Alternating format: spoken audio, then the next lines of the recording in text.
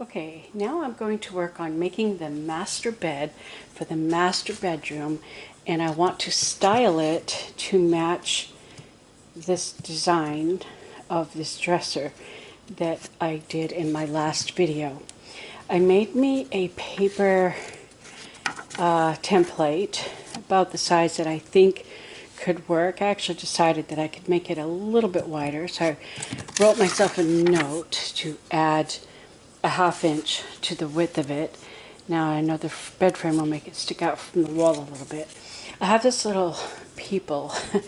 I drew sort of a face on it, just as a standard, you know, this is a person. They can walk through the door and they can look in front of the mirror. It's the mirror is the right height.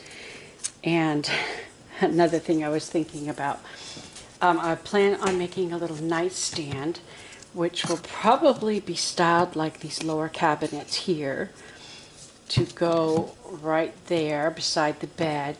I don't know that I'd put a nightstand there because it would get in the way of traffic zone going up and down the stairs. I know they're just dolls, but you know, I'm trying to think practicality and how the children might play. But I was thinking the person could stand right here, like the lady of the house, and she can almost see her whole body except for the feet, standing right here in this long mirror. So that all works. So here is my plan for the master bedroom. The footboard and the headboard will go along with my vanity dresser that I did in my last video. I'm repeating the oval shape.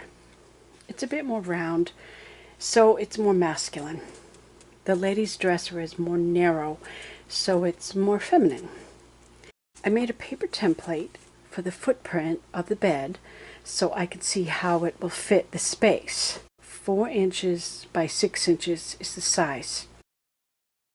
I want the edge of the headboard and footboard to be thicker in this design with curve on the legs, since I now know that I can cut curves that I learned from my last video. I'm using these oval cutouts left over from my previous project because, you know, I like to use up my scraps so I don't waste materials.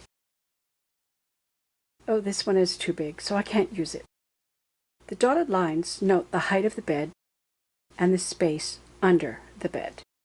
I thought I should add an oval on the footer as well, so I will use this die cut from my card making tools to draw the oval.